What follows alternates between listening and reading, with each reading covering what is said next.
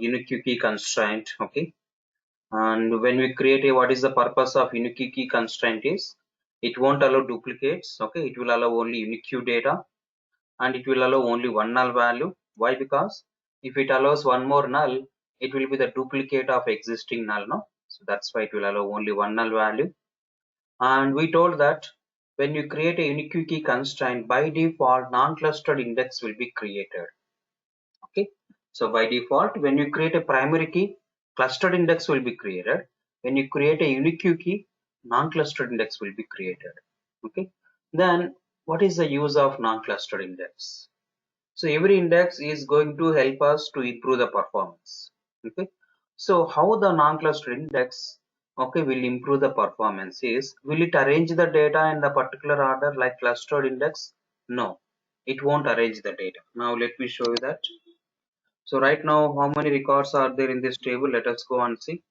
We have 2 records now. So let me insert some more records. So let me insert some more records. Let us say something like, so on the employee ID we have primary key, no? So it will arrange the data. Okay, now let me create one more table for just for understanding purpose. So let me create table underscore employees. Okay, unique data. Okay. So now let us say empid integer. Let us say I will create some unique key, and let us say some employee name varchar. Okay, some PAN number or something like a mobile number or PAN number. Let it be PAN number like this. Okay, something like varchar. Now let us say I'm creating unique key on this employee column. Now let me create a table like this. Okay. Now let us see whether when we create a unique key, by default cluster non-cluster index will be created. Okay. Now let us say insert into this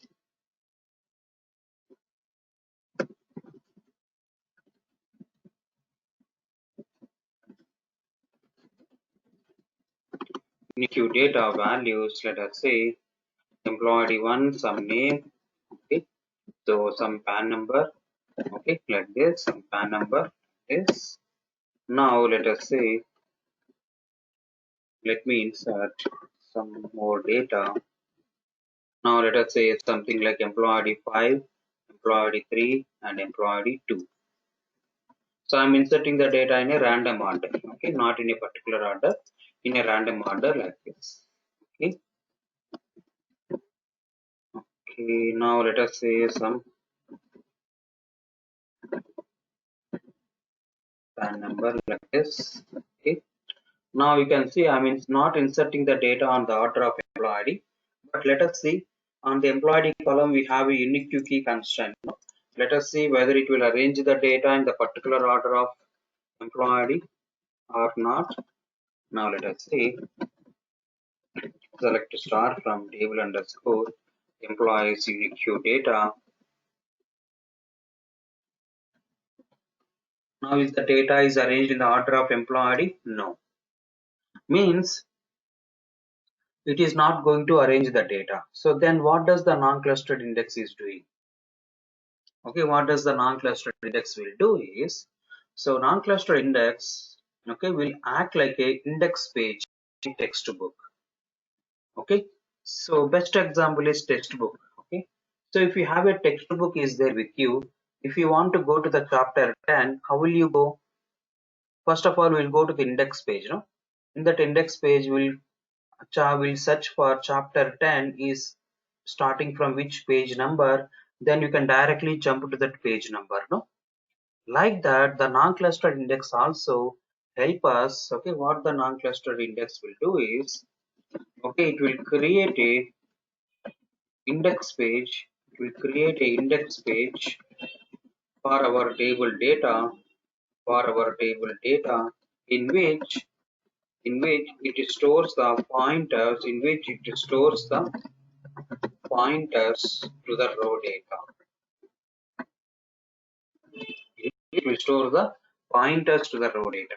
That's how the non-clustered index will improve the performance. Okay, it contains pointers to the row data. So let me give you some example. Now let me give you some example. Let us say, so let us assume that I have one table, okay, employee table is there in which I have some 1000 records, Now let us say these 1000 records are stored in the 10 pages. So let us say I have some 10 pages like this.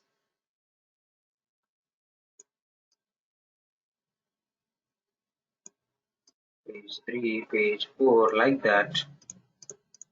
I have 10 pages to take. Okay, so page 1, page 2, page 3, like this. So up to page 10. Okay, so these 1000 records are stored in 10 pages. And let us assume that this table is already having clustered index. Let us assume that this table is already having clustered index. So once you have a clustered index is there on this table, what will happen? So it will arrange the data on the order of employee. So let us say the data is arranged in the order of employee. So let us say first page will contain from 1 to 100. Second page will contain from 101 to 200. Okay, and last page will have from 901 to 1000.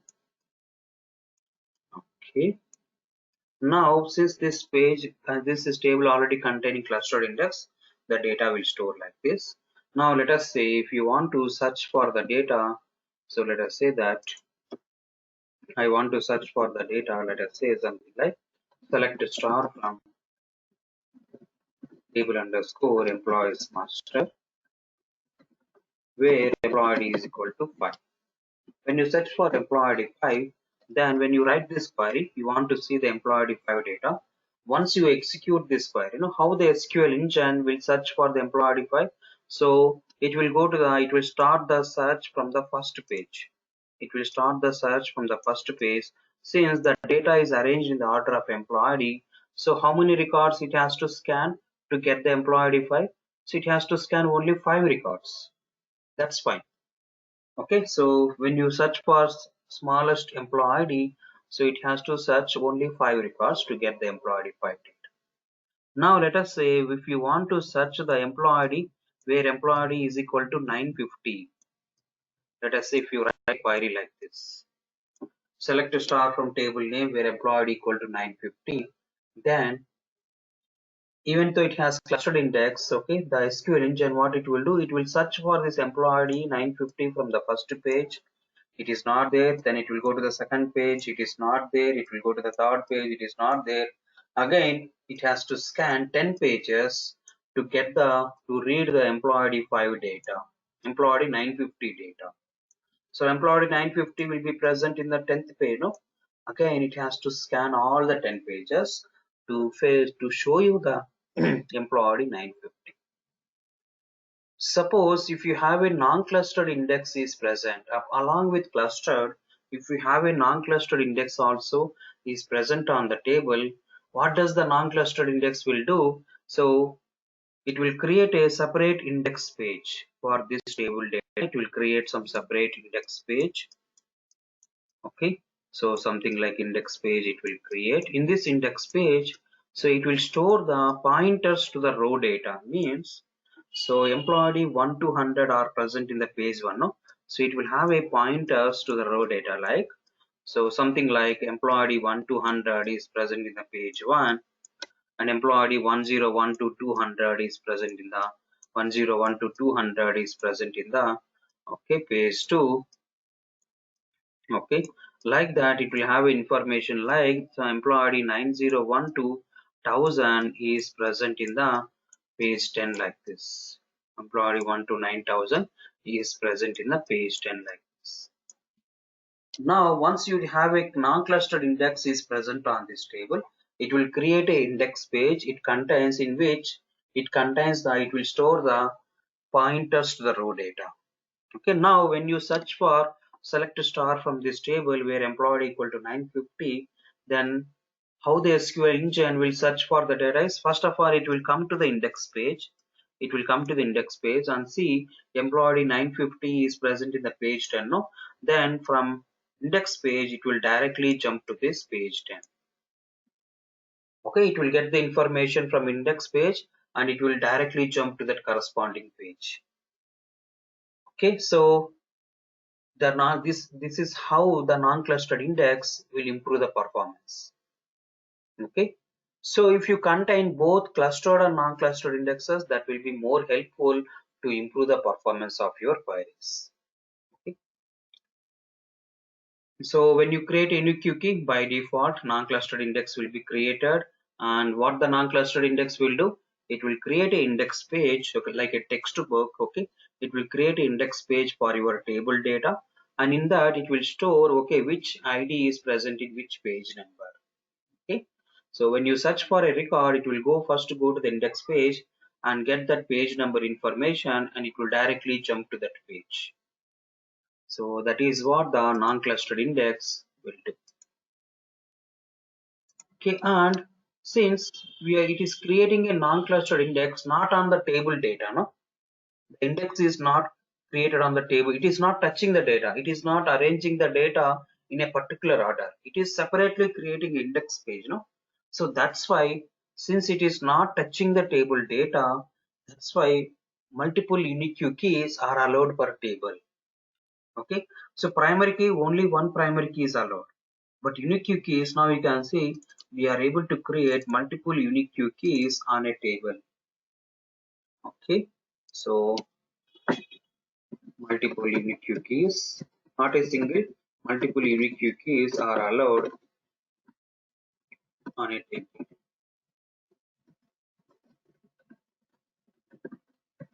like this you can see. So that is the importance of unique key constraint. Okay, no duplicates and only one null value, and once you create unique key, by default non-clustered index will be created. Okay, so these are all the things we should know about the unique key. So you may expect the important interview question. You may expect interview question like, what is the difference between a primary key and unique key? Okay, so we know about primary key. What are the properties? So primary key means, okay, it also no duplicates, no null values. But unique key also no duplicates, but only one null value. And when you create primary key, by default clustered index will be created. When you create unique key, non-clustered index will be created. And we can have only one primary key per table, and we can have multiple unique keys are allowed on a table. So these are all the differences we can say if anybody asks you what is the difference between the primary key and unique key. Okay, write it here so that you can remember what is the difference between the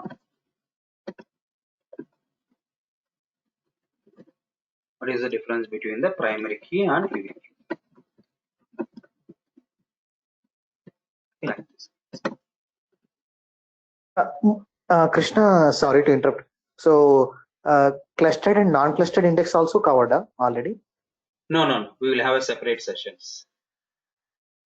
Just a primary key and unique key are covered. Okay, we'll have a separate topics on indexes again. In detail. Okay, you can see. Okay. Yeah. I was missed actually. Okay, carry on. So now let us go for foreign key constraint. Okay, now let us go for foreign key constraint. So what does the foreign key constraint will do? What is the usage of foreign key constraint? So let me show you all those things. So now let us say some example. So I have some master table is there, no? I have some employee master table is there in this table. So let us see how many employees are there in this master table. Employees master.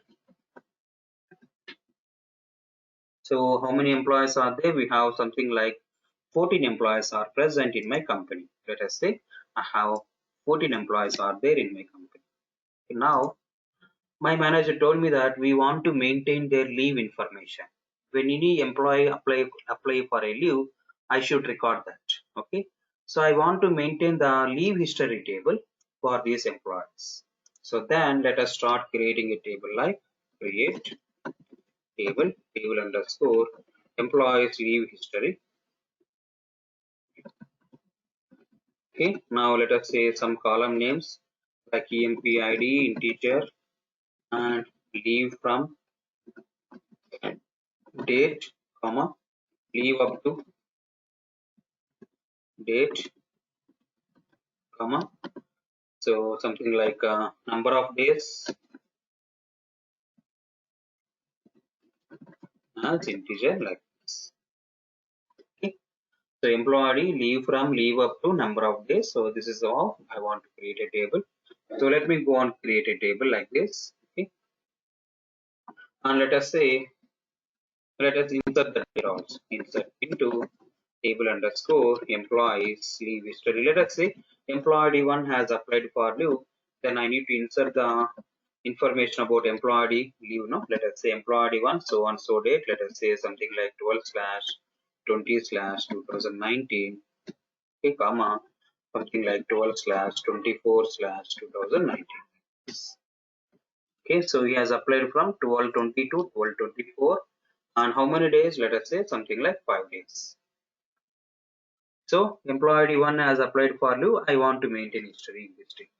Similarly, employee 5 also applied for leave. Let us say whenever employee 5 applies a leave, I need to maintain the history here. Okay, let us say something like 12/26 to 12/27. So something like 2 days. Okay, and let us say employee 10 also applied for leave. So then I will insert one more record. Employee 10 has applied for leave. So let us say 1/2/2022. Okay. So let us say 1/5/2020 like this. Now let us say some 6 days. Now employee 14 has applied for leave. Let us say employee 14 also has applied for leave, and I will insert one more record like this. Employee 14 has applied for leave, and I want to replay record like this. Let us say 1/3/2/15. Let us say something like 3 days. Okay, let us say this is something like 4 days. Now let us say employee 16 also applied for leave. So then I want to maintain a recording. Now let us say employee 16 has applied for leave. So now here, how many employees are there in my company? I have 14 employees. Employee 1 to employee 14. So now, is this first record is valid? Yes. Employee 1 is there in my company. He can apply for it. Similarly, 5. Yes, this is valid. Employee 10. Yes, he is present. 14. He is present. Now, employee 16 is present in your company? No, no. So can he apply for leave? Is this valid record? This is an invalid record, no? So I should restrict. I should not allow this record. But when there is no restriction, now you can see I have created a table and I am inserting first 4 records. These are valid records. This should get allowed. But here you can see when I try to insert 16, this is an invalid record, no? But when I try to allow, it is allowing when there is no restriction. Okay, so I should avoid this type of invalid entries, no? So then how I can do that is by taking the help of foreign key constraint. Okay, so let us go and see. In this table is employee 16 is there, yes, but employee 16 is not present in my master table, employee master table. Employee 16 is not. Okay, so what I have to do is in this column, which column? In this column, before allowing a record, before allowing a employee ID, before allowing a employee ID in this column, I should cross check whether that employee ID is present in my master table or not. If he is there, I have to allow. If he is not there, I should restrict. How we can do that is by assigning a foreign key constraint to this column. So let us see how we can assign is. So foreign key. So let us see, we want to create a foreign key constraint. Now let us say foreign key. Okay, what this column has to do. So by using this foreign key, what I have to do? Before allowing a record on this column, I should refer my master table data. Before allowing a record in this column, before I'm allowing an employee in this column, I should refer this table data. Then I have to specify foreign key. So this column has to references, has to refer. Okay, so that's why I will write references. Which table data it has to refer? This table data, employee master table data, it has to refer. In the table, which column data it has to refer? If that employee is present in this master table employee, so I have to specify like this. Okay, empid like this. That's it. Okay, so this is how I can create a foreign key constraint. Okay, so now you can see. So in this leave history table on the employee column, I am creating a foreign key constraint. What it has to do, it has to refer the master table data before allowing a record. It has to refer the master table. In the table, which column data? Employee column data. It has to refer. If it is there, allow it. If it is not there, don't allow it. Okay. Now let me recreate this table. Let me drop and recreate this table. So I'm dropping this table and let me recreate with foreign key constraint now. So let us recreate this table. So now here you can see first four records. Yes, these are 1, 5, 10 and 14 are present in my table, master table. They should get allowed. Yes, those are getting allowed. Now let us see when I try to insert employee 16 whether that is restricted or not. Now you can see now it is getting restricted. Okay, so insert statement conflicted with the foreign key constraint. That conflict occurred in database on so and so table on so and so column ID. So now you can see in the leave history table only valid entries will be there. Okay, so that is the usage of foreign key constraint. Okay, so so it's like a it will make sure that what does the foreign key will do is, okay, it will make sure that you can say that we can make sure that there are no orphan records. There are no orphan records present in the child table. Means orphan means a child without a parent, no? So this is a child table, this is my parent table, and this is my child table. In this child table, a child is not allowed. Here 16 is a child without any parent. Okay, so means orphan means a child without a parent is not allowed. So it will make sure that there are no orphan records present in the child table. Okay, and using foreign key constraint, we can maintain the relationships or referential integrity. Okay, using foreign key constraint, we can also say that using foreign key constraint, we can maintain the referential integrity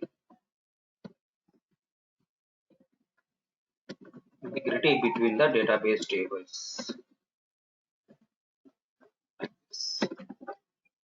Okay, so here that is what we are doing now. So before allowing a record on this table, we are referring the master table data. That is called as referential integrity. Okay, and using the foreign key constraint, we can maintain the we can maintain the relationships like primary key and foreign key relationship. Okay, so we can maintain the or build the relationships between the tables, between the database tables. Like this, so these are all the things we can say about foreign key constraint. Now, let us see one more usage of foreign key constraint. Now in this is my leave history table and this is my master table. I have 14 records. Okay. Now in this leave history, I have 4 records. Let us say 1, 5, 10, 14. Now the employee 5 has taken a leave. Employee 5 has a record in the child table. Now can I delete the employee 5 data from the master table now? So delete from table underscore employees master where empid is equal to 5. Can I delete it now? So employee 5 has a record in the child table. Okay, now can I try to, if I try to delete a record employee 5 from the parent table, will it allow? No, it won't allow. Now why? Because it is not allowing. Why? Because if you delete the employee 5 from the parent table, then the record which is present in the leave table will become a child without a parent. No, this employee 5, this record will become a child without a parent. No, so that's why we cannot directly delete a parent record if it has a child reference record. Okay, so we cannot. One more advantage of foreign key constraint is, so we cannot delete a parent record, okay, parent record from the parent table, okay, if it has a child reference record, if it has a child reference record in the child table. Okay, first of all, we have to delete that child reference and then come back to the parent. Okay, first of all, if you want to compulsory delete it, if you want to compulsory delete the employee 5 data from the parent, first of all, we have to delete the child reference record. Delete from table underscore employees leave history,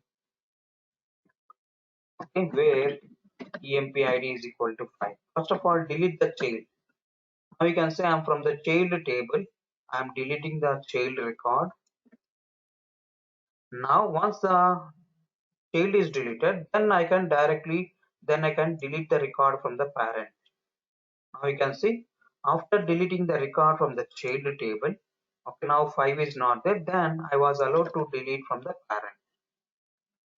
Okay, that is again one more usage of foreign key constraint. Okay, like this. Suppose in real time, now you can see there is no employee 5 is got deleted from this. Okay, now let me reinsert employee 5 in the parent. So in real time, what will happen is, so in real time, we may have multiple child tables. No, right now I have only one child table. Okay, like employee leave history. But in real time, we may have multiple child. A parent, master, employee master may have.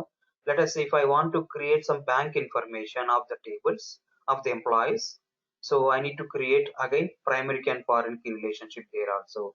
If I want to maintain the project information of the employees, again that also should have primary key and foreign key relationship.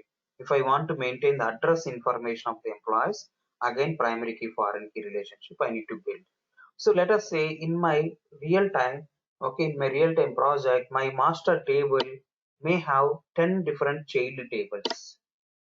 So may have 10 different child tables. Now if you want to delete a record from the parent table, then what you have to do? You have to manually go and check in each and every child table whether any reference record is there, then delete it first in the child and then come back to the parent. So we have to check all the 10 child tables and see whether any reference record is there in those tables. First delete them and then we have to come back to the parent. So which is a lengthy process, no? So that is very difficult, like doing a manual checkup, going to the child. If it is 10 table, fine. If it is 20 or 30 tables, then that is a lengthy process, no?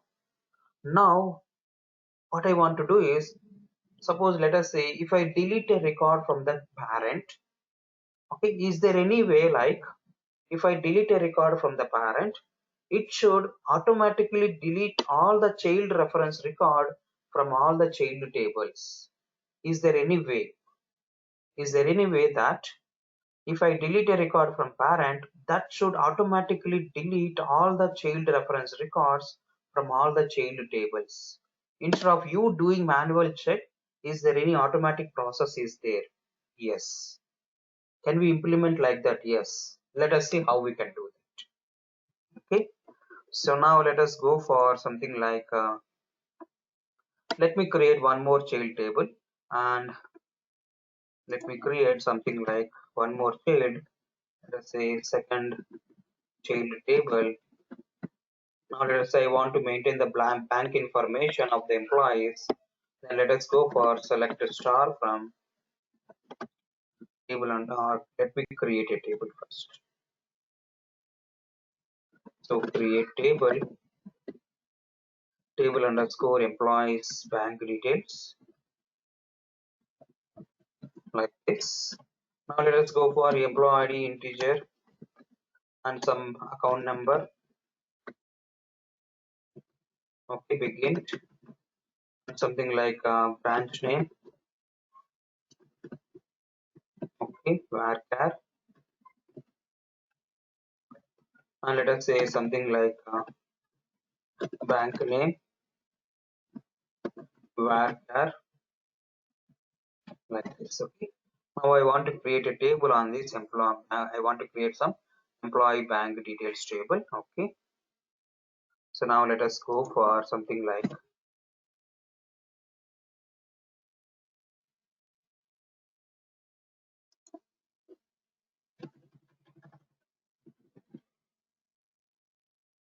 okay. Let us go for something like insert into table underscore employees bank info.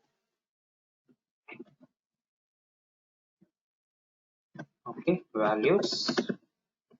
Now let us go for something like employee ID, some account number. Okay, some branch name. Let us say something like KR branch. Okay, something like bank name as SBI Bank. Okay. Now let us go for like that. Let me insert some employees data.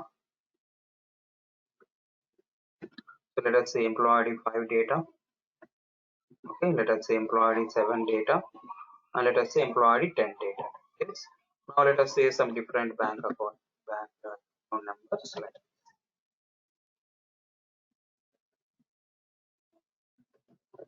Like this. Okay. Now employee 5 is there in the second table. Now for this table also, so if employee is there, if a particular employee is there in the master table, that record only I have to allow. No. Now I want to assign foreign key constraint on this table for this employee column. Okay, now let us see how we can assign. Let us say same thing, foreign key constraint. So this also need to be a child table. Okay, need to create a foreign key constraint which references what it has to do. It has to refer this each table employees master table. Before allowing a record on this employee column, it has to refer this table. In the table, which column? Employee column data it has to refer. And along with this, if you specify an option called on delete cascade. If you specify on delete cascade, along when you are creating a foreign key constraint, if you specify this option on delete cascade option, if you specify this command, then what will happen is if you delete a record employee 5 from the master, okay, then automatically this employee 5 will get deleted from the child table also.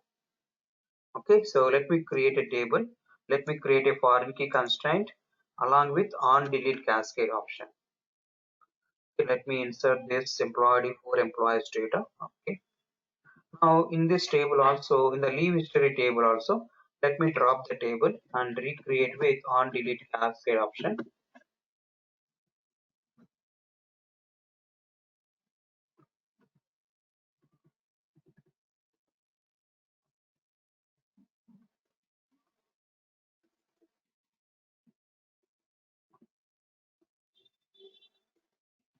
So let me drop the table and recreate the table with when you are creating a foreign key constraint. No, let us specify this option, this command on delete cascade command.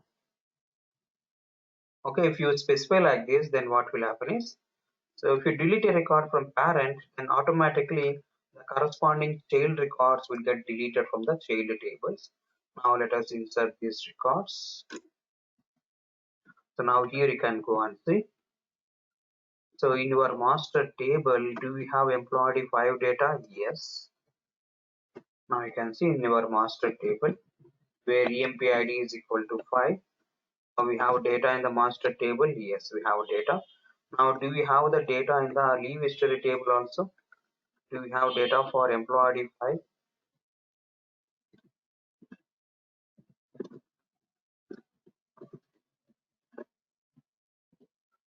Okay, now let us see. Do we have data in the bank info table also? Table underscore employees underscore bank info table where EMP ID is equal to 5. So now you can see, do we have data? Yes, now you can see I have data.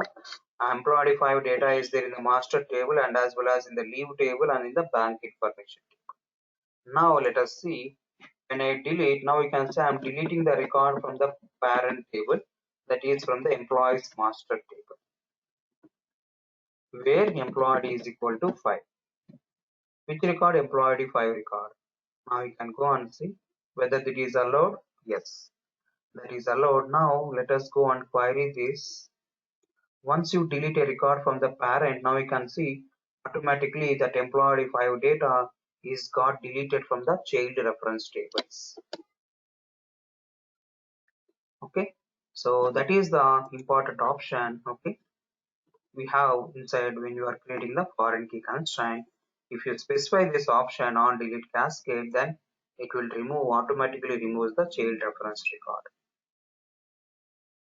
Okay, that is about the foreign key constraint. Okay, understood?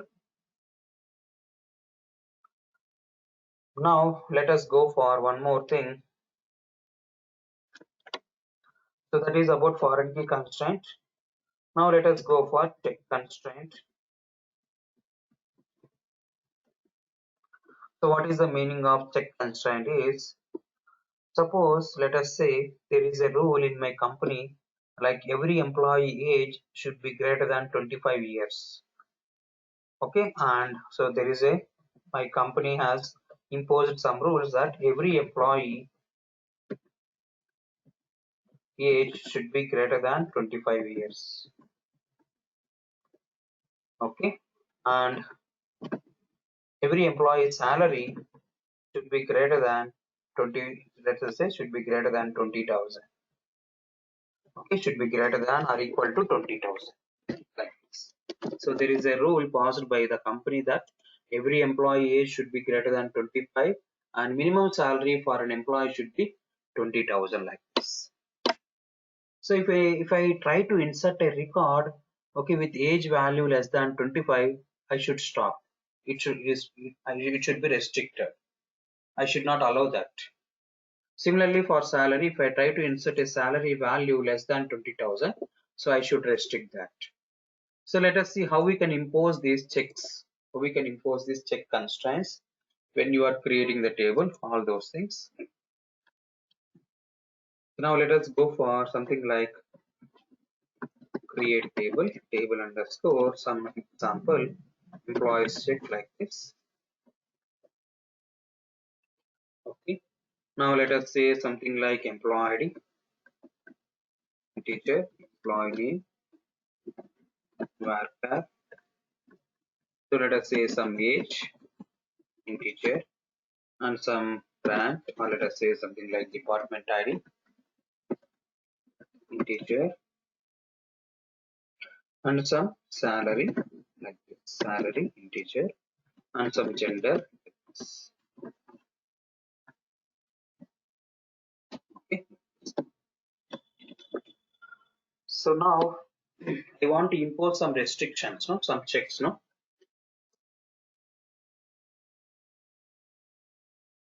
Like my age value should be greater than 25, no. So then how can I impose that constraint is check whether my age is greater than 25 or not. Age is greater than or equal to 25 or not, like this. Similarly, if you want to impose some check constraint on the salary column, I can go and say we check whether my salary, I can write one more check constraint, check whether the salary is greater than or equal to 20,000 or not, like this. Okay, like this we can impose the check constraints. Okay, now let me create a table like this.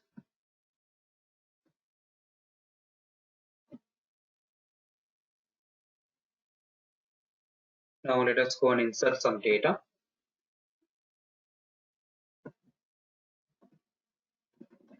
Insert into table underscore employees check.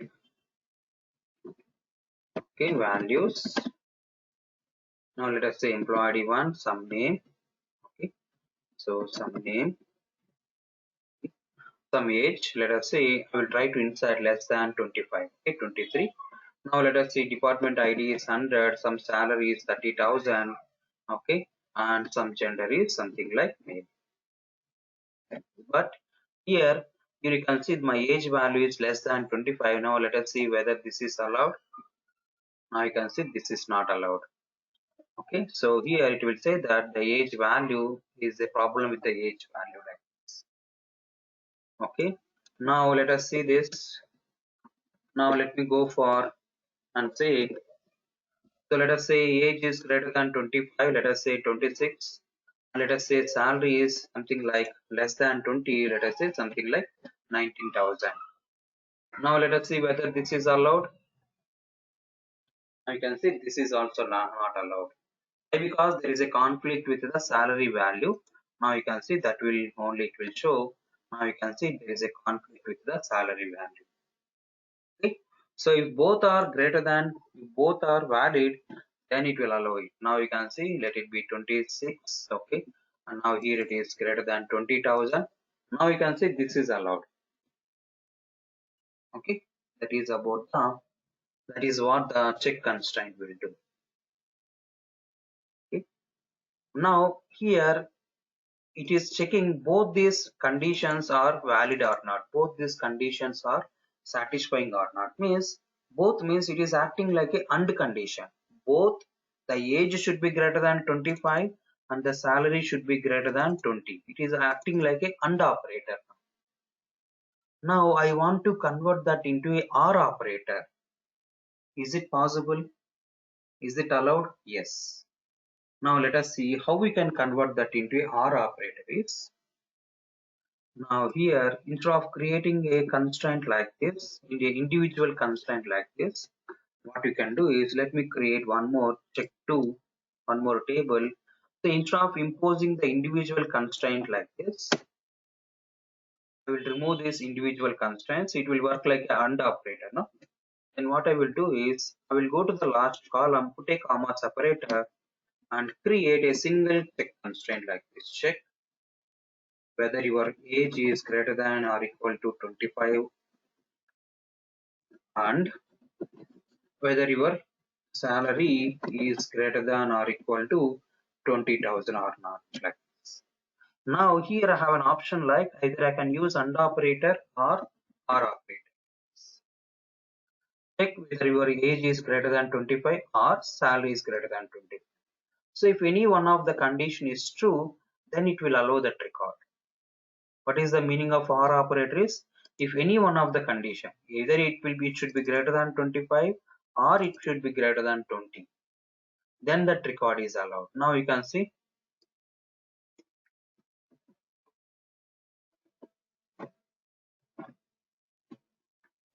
so now you can see in this check2,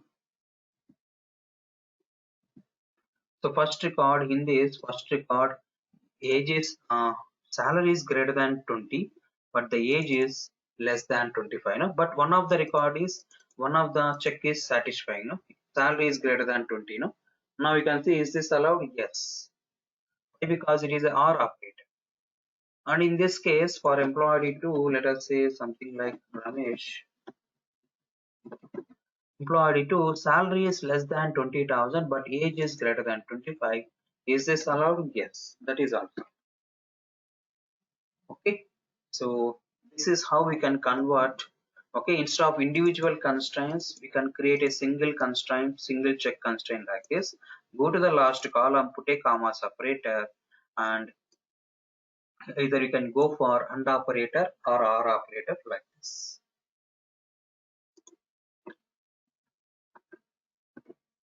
Okay, now let us go for default value constraint and not null constraint. Okay, so what is the default value constraint? Okay, let me show you that. So let me create a table.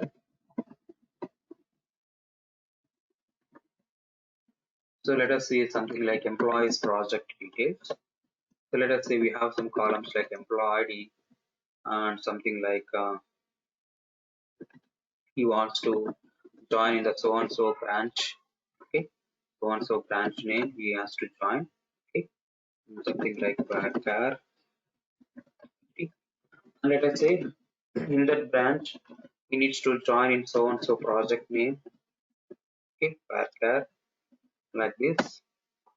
Now at the time of joining, so let us say if the project is not readily available for an employee. So at the time of joining, if a project is not readily available, so then I need to allocate him to some default project. Let us say a default value. We can go and specify like this. So let us say I want to assign him to a default project. Let us say something like e-support, some support project. I want to assign him. If the project is not readily available at the time of joining, then I want to assign him to the e-support project. And let us say something like date of join, okay, date. So let us say default value is I want to give the today's date as a default value. So let us say something like get date. So get date, what does the get date will do is it will show the today's date value. So now if you go and see this, select get date.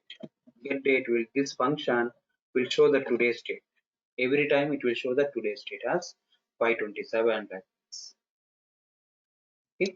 So now that is what I want to do. So I want to provide some default value for the project name column and as well as for the date of join column. Okay, so I don't want to, if I specify any date or any project, it should take the provided value. Suppose at the time of joining, if employee has a project is readily available for him, so I will specify the project name, then it has to take the provided value. Similarly for date of join also. If I don't provide any value for date of join, then it has to take the get date as the value, today's date as the value. And let us say on this employee column, I don't want to allow null values, then I can go and assign not null constraint to that column. Like this. I want to assign not null constraint to that column. Means no nulls are allowed on that employee column. Now let us see some examples. So let us say insert into table name, table underscore employees project. Okay. So let us say values. So employee one, some branch name, let us say something like Whitefield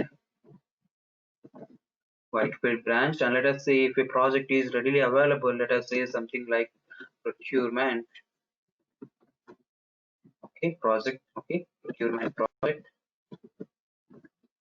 So if the project is readily available for him, let us say he said that okay, he was joining not on today, he might join on the something like let us say yesterday he has already joined. If you want to provide some value, let us say 5 slash, okay, so 26 slash 2019 or 2020. So I'm just providing some manual data where the data of join also. Now which values it will take now for this project name and data of join? Will it take the provided values or default values? It will take the provided values. Now you can see if you provide any values for those columns, okay, let me create it. Now if you provide any values when you are inserting, if you provide any values for that project name and the date of join, it will take the provided value. Now if you go and see this data,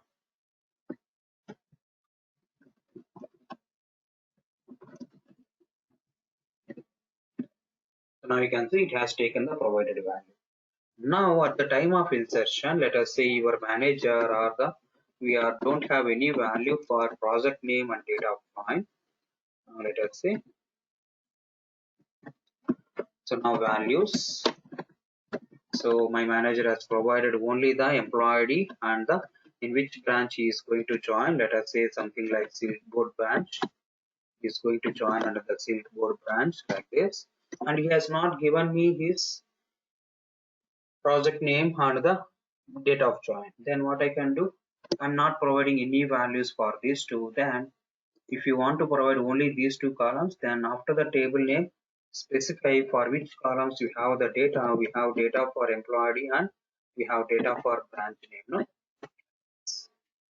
So now you can see I'm not inserting any data for this project name and the date of join. Then what values it will take is, it will take these default values. Now let us go and insert. Now you can see those are getting inserted successfully. Let us see the values. Now you can see if I don't provide any values, it is taking the eSupport as the project name and the today's date as the date of join. So that is how we can provide the default values, and this is how we have to insert. And an employee column not null constraint is there. No, suppose if you go and see, if you try to insert some null value, and then that is not allowed. If you try to insert some null value on this, it is not allowed. Null is not allowed on this. Okay, so these are all about the SQL constraints. So we have primary key, unique key, foreign key. Okay, so composite primary key, and we have default, check, and not null constraints. Okay, so we'll stop now. Okay, we'll continue in the tomorrow. Mohan, is that composite primary key is done or? Yeah, we have already explained. No, so when in the last class itself, when I'm explaining about the, so if you want to, if you are Primary key. yeah. So here, so to maintain the any employee can have only one address type, no, one either permanent or temporary. So here we are creating a primary key on the combination of two columns, no, employee ID and address type. Then that is a composite primary key. Okay, okay, fine. Let me go through it, Mohan. Sorry, I missed it. Yeah, I have shared all the videos up to yesterday. Please. Yeah, got it.